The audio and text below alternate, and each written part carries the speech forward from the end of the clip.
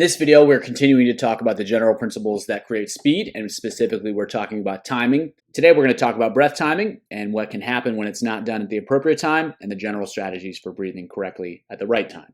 We'll take a look at freestyle, breaststroke, and butterfly. So the general idea is that swimmers are going to want to breathe to the side that they are rotating towards and away from the arm that is recovering over the water. And so athletes doing that here. So the reason is when the body is rotating to the side, gives the neck a little bit more range of motion, and that allows swimmers to get the head clear of the water without disrupting their alignment in the water by having to either lift the head up or pull the head to the side. And so good breath timing is going to help everything go straight through the water, which is what we ultimately want. And so the mistake you can make is you can see swimmers so this athlete's breathing and get the head out before the hand enters. Some athletes have entered the hand right here, and they haven't even really started to breathe yet. And so then they take the breath here, and they're going to get stuck, and they're going to have to wait on their side, and the whole timing of the stroke is going to get messed up. And so another thing to watch here is, so this athlete will take that breath here, and what she does not do is wait for that recovering arm before getting that head back down. So if we watch here, she takes the breath and the head's already back down before the arm's recovering. So sometimes with the timing errors, swimmers will watch their arm recover, and that's going to delay the head getting back into line. It's going to slow them down. And by the time that their head's back, they'll have to be engaging with the water with the other arm, and they're not necessarily in the right position to do so. So the key things are breathing as the arm recovers, and then trying to get the head back down before the opposite arm recovers. Another way to think about it is breathing as the arm pulls. So in this case, breathing as the right arm pulls, and then getting the head back down before the right arm recovers.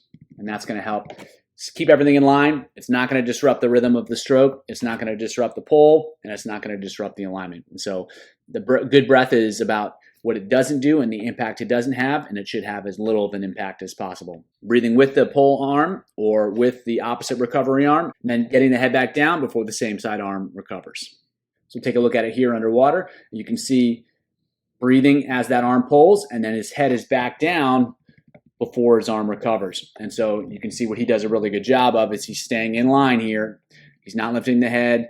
There's not really any disruption of lateral alignment, and that's going to be really effective. So breathing as he pulls here and then gets the head back down prior to the arm recovering. And so those are the key skills with timing, is breathing with and through the pull to take advantage of the rotation, a little bit extra range of motion that's available, and then getting the head back down before the arm recovers over the surface. So in breaststroke, what we're looking for is as the arm starts to pull, that's when the head needs to start to come up. And so mistakes swimmers can make if they try to breathe too early, what's going to happen is they're just going to push right down through the front of the stroke before they've set it up. It's going to really disrupt the amount of water that they can move backwards, and it's simply not going to be an effective way to lift the body up out of the water. And then the second thing is if they wait too long.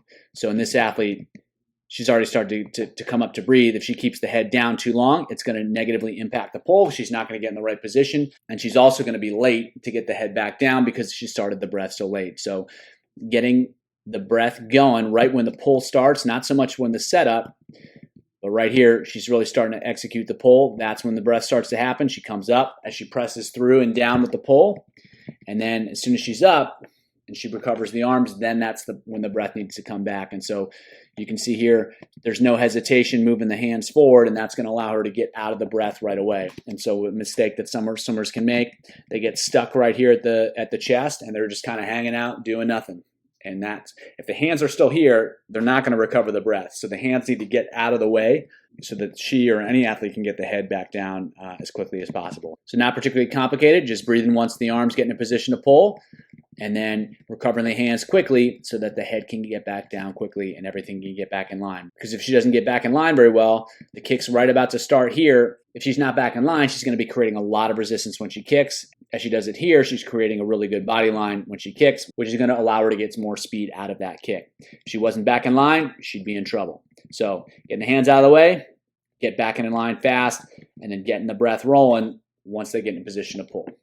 Butterfly breathing is pretty similar to breaststroke in that once the athlete starts to pull, they're going to kind of lift up, come through, and then they need to get the head back down when the arms recover right there.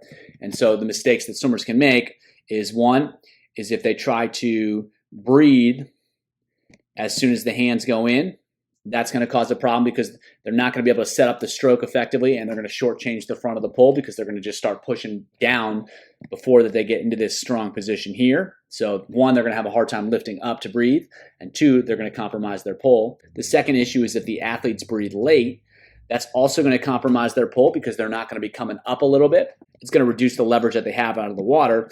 The other aspect of it is when the arms recover, the head needs to come back down and the chest needs to get pressed to get the hips back up to the surface right here.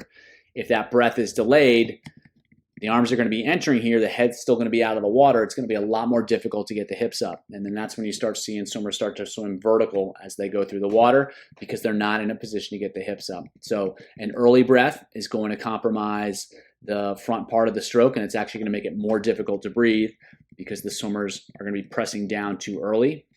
And then a late breath is going to compromise the pull because swimmers aren't going to be able to arch out of that and get a strong position. And they're going to be delayed in returning the head back down, and that's going to prevent them from getting the hips up. And so breathing can be really problematic because it can disrupt propulsion, it can ruin alignment, and those are two really big issues. And so it's not that rare to see swimmers that are really effective when they don't breathe, especially in butterfly and freestyle, and then they start taking the breath and all sorts of things start falling apart, and that's because the timing is wrong. It's not always that they have a bad breath, but if they're doing it the wrong time, it's going to be problematic for a whole lot of reasons that we've discussed here. So get the breathing right. It's going to improve their propulsion. It's going to reduce the resistance, and that ultimately means they're going to swim fast.